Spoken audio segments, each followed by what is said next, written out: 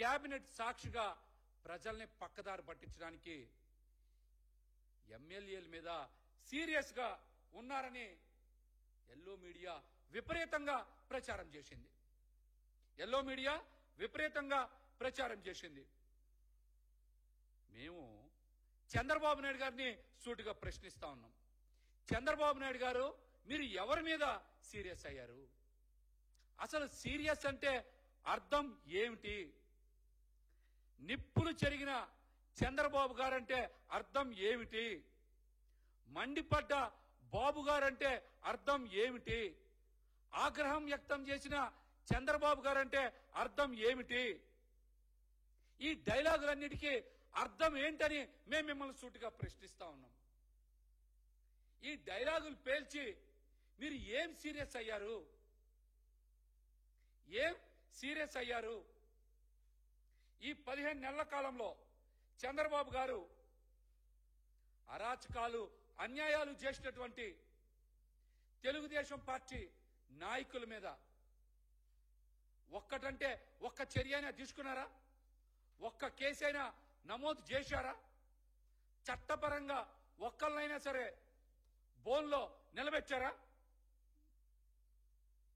ఏ రకమైనటువంటి విచారణ వేశారో కూడా మీరు సమాధానం చెప్పాలని మేమైతే మిమ్మల్ని సూటిగా డిమాండ్ చేస్తా ఉన్నాం. చంద్రబాబు గారు అధికారంలోకి వచ్చిన 15 నెలల కాలంలో తెలుగుదేశం పార్టీ నాయకులు, మంత్రులు, ఎమ్మెల్యేలు బరి తెగించి ఇష్టానుసారం దౌర్జన్యాలు చేస్తా ఉన్నారు. మరి చంద్రబాబు గారు చట్ట ప్రకారం ఎవరి మీదైనా సరే చర్యలు తీసుకున్నారా? న్యాయస్థానాల్లో నుంచోబెట్టారా? ఒక్కరంటే ఒక్కరి మీదైనా సరే మీరు కేసు పెట్టారా అని మిమ్మల్ని సూటిగా ప్రశ్నిస్తా ఉన్నాం.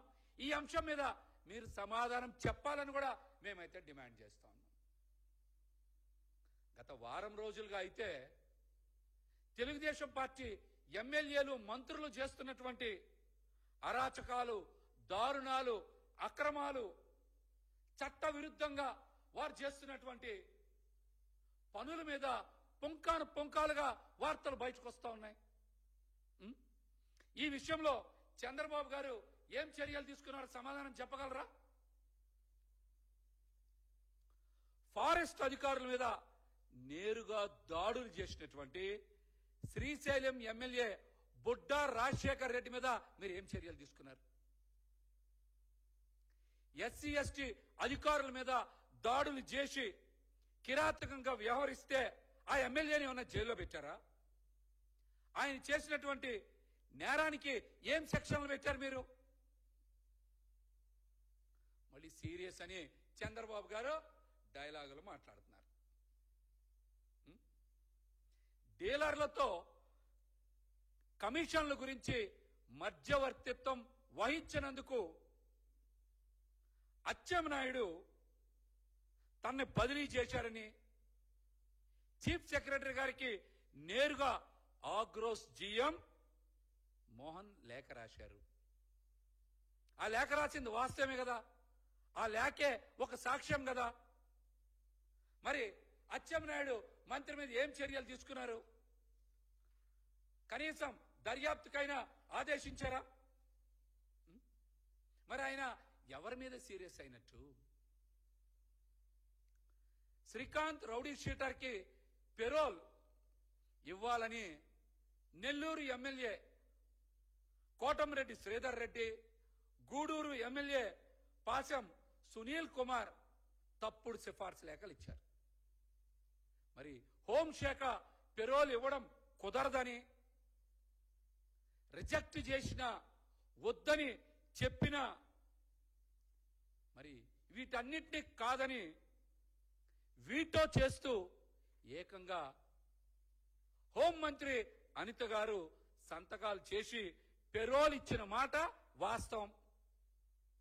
ఈ విషయాన్ని పక్కదారి పట్టించడానికి వైఎస్ఆర్సీపీ మీదో ఎవరి మీద పడితే వాళ్ళ మీద ప్రజల ముందు పచ్చి అబద్ధాలు మాట్లాడటం. మరి ఈ అంశం మీద మరి మా దగ్గర ఆధారాలు ఉన్నాయి. వైఎస్ఆర్సీపీ సోషల్ మీడియాలో కూడా మరి ఇవన్నీ కూడా బయటపెట్టాం. పెరోల్ ఇవ్వద్దని 16/7/2025 హోంశాఖ విడుదల చేసినటువంటి లేఖ ఇది. వారు రిజెక్ట్ చేసినటువంటి లెటర్ ఇది, ఉత్తర్వులు. కానీ కానీ కానీ ఇవన్నిటినీ కాదని చెప్పి 37న మరి పెరోల్ ఇవ్వమని రౌడీ షీటర్ శ్రీకాంత్కి ఆదేశాలు ఇచ్చినటువంటి హోంశాఖ మంత్రి మీద, అధికారుల మీద, అనిత గారి మీద మరి ఏం చర్యలు తీసుకున్నారు, ఏం సీరియస్ అవుతున్నారో కూడా చంద్రబాబు నాయుడు గారు సమాధానం చెప్పాలి.